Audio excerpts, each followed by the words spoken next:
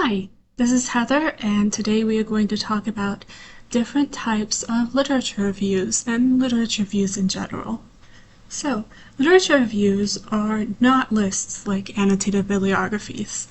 They're supposed to flow more like a normal paper that you would write. There are different ways that you can organize your literature review. We'll talk about a few different suggestions for ways that you could do it. One of the important things, though, is to always check and see if your assignment requires any kind of specific organization. But otherwise, you can choose whatever fits your topic and the scholarly conversation about your topic best. How would you want to guide your reader through your topic? What would help your reader be able to understand the kind of scholarly research and conversation that's already happened around your topic? Alright, so let's talk about a few different options for how to organize your literature reviews. So the first one is going to be pretty simple. This is chronological.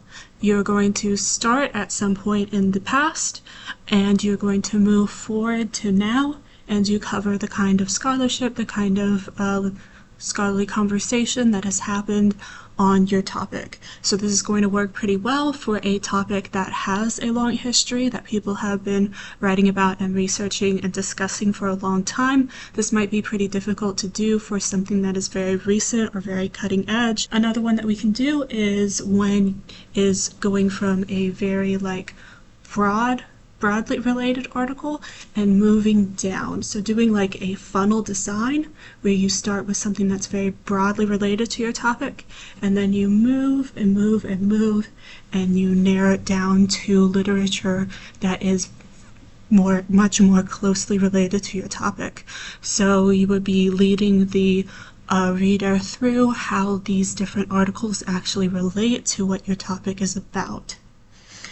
This is going to work for something that, for whatever reason, there hasn't been a lot of direct scholarship, direct research about your specific topic. Another option is whenever you have different major thinkers, major authors, researchers in your topic, then you can focus on each of these different authors at a time, and you can lead your reader through understanding who these authors are, how they relate to your topic, and how these authors also compare and contrast to each other. Another option is if you want to focus on the actual major theories that relate to your topic. So a theory is just something that explains why a phenomenon happens, why people behave a certain way.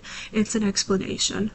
So for your major theories, if there are two different major theories, then you can go through and compare the two different arguments. You can lead readers through why this argument is made and how it compares to the other argument. So you have that two different arguments can be directly compared and contrasted with each other.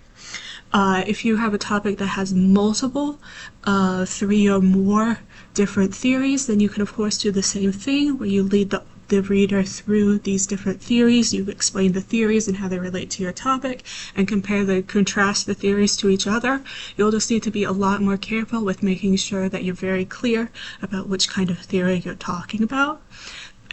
Just so that your reader doesn't get mixed up when you're juggling way more than 2 different major arguments. Of course, whenever you are deciding what kind of literature review you want to do, always focus and think about how is the reader going to be led through my arguments, how is the reader going to have an understanding of the literature about my topic. And also, of course, this is not done in a list format. Whenever I'm doing something like I'm describing one of the major theories in my literature review, I'm going to use multiple different articles all mixed together as evidence for me talking about the scholarship of this theory. So I want to have paragraphs and such that are pulling from multiple different articles to back up what I'm saying. This is the kind of flow that you want to get. You don't want things just rigidly separated by the article. Alright, great, good luck!